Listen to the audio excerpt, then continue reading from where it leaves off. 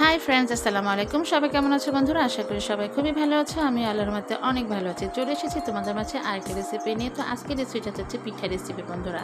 তো দেখতে পাচ্ছ এখানে আমি মসুর ডালটা সেদ্ধ করে নিচ্ছি। মসুর ডালটা দিয়ে আজকে পিঠা হবে।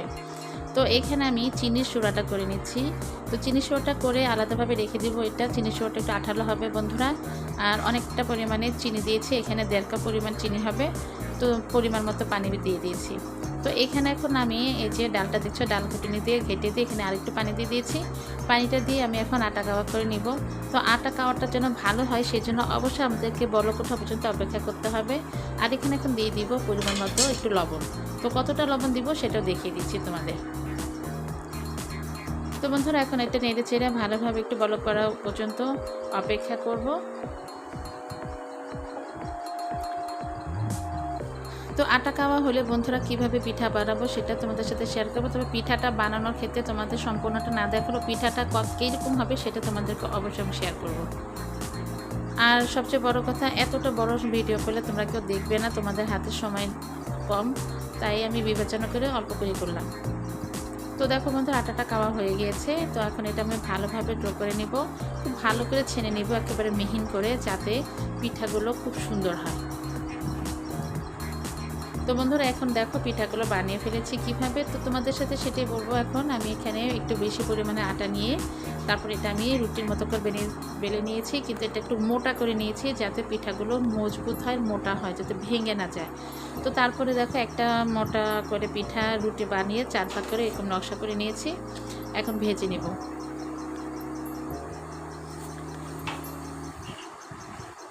তো ভাজাটা এমনভাবে হতে হবে যাতে ভাজাটা খুব সুন্দর কালার আসে আর শক্ত শক্ত হয়। তাই অবশ্যই খেয়াল রাখতে হবে ভাজাটা যেন খয়েরি কালার হয়। অবশ্যই খেয়াল রাখতে হবে বাদামি থেকে একটু গাঢ় হতে হবে, তাহলে সেটা পারফেক্ট হবে। আর চিনি সুরাটাও সুন্দরভাবে ভিতরে ঢুকে যাবে। আর যদি মনে করো হালকা ভাজো তাহলে কিন্তু এটার ভিতরে চিনি সুরা সহজে ঢুকবে না, একটু শক্ত হয়ে যাবে, খেতে মজা লাগবে না।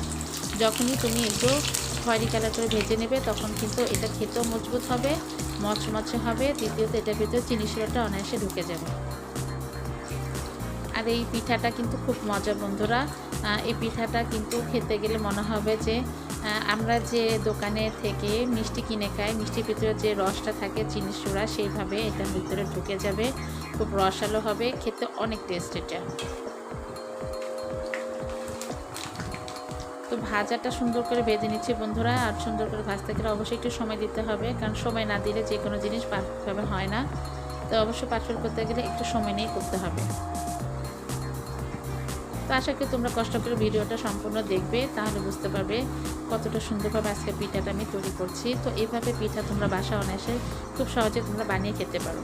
তো বন্ধুরা এখন আমি উঠিয়ে নিব ভাজা। এই যে দেখো আমার ভাজাগুলো হয়ে গেছে বন্ধুরা। এখন এটা আমি চিনি শিরার মধ্যে দিয়ে দিব। তো চিনি শিরার মধ্যে দেওয়ার পরে দেখবে যেটা কতটা মজার, কতটা রসালো হয়।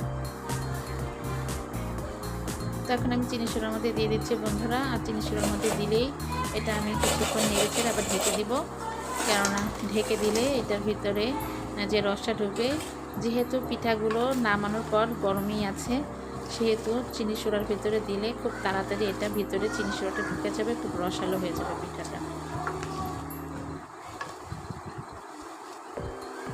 আর মাঝখানে যে ফাঁকাগুলো করে দিয়েছি এই দিক দিয়ে কিন্তু চিনি শিরাটা খুব অনায়াসে ঢুকে যাবে। আর এত সময় লাগবে না বন্ধুরা। এখানে তোমরা 20 থেকে 30 মিনিটের মতো যদি তোমরা রেখে দাও ঢেকে, দেখবে যে এত নরম হয়ে যাবে আর এতটা মজা হবে যে বলার বাইরে, কিন্তু একটা মচমচ ভাবটা কিন্তু থাকবে। এভাবে বাকি পিঠাগুলো এখন ভেজে নিচ্ছি বন্ধুরা, কারণ একসাথে সবগুলো পিঠা যদি তোমাদের বানানো দেখো অনেকটা সময় চলে যাবে। তো অল্প অল্প করে বানিয়ে দেখালাম তোমাদের। তো এখন এইটুকুই আমি এখন ভেজে নিব, ভেজে নেওয়ার পরে বাকিটাও দিয়ে দিব।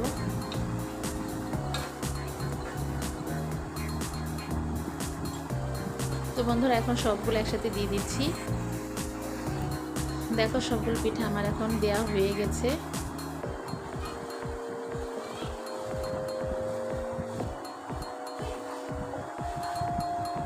এখন তোমাদের সামনে পরিবেশন করব বন্ধুরা। যেহেতু বেশ কিছুক্ষণ হয়ে গেছে, সময় অনুযায়ী অনেকটা আঠালো হয়ে গেছে, ভিতরে চিনি শিরাটা এটা টেনে নিয়েছে।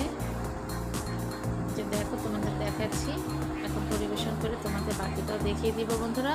তোমরা ইচ্ছা করলে কিন্তু অল্প সময়ে বাসায় এটা খেয়ে নিতে পারো। বিশেষ করে কোনো অতিথি আসলে কিন্তু অল্প সময়ে তৈরি করে তোমাদের গেস্টদের আপ্যায়ন করাতে পারো।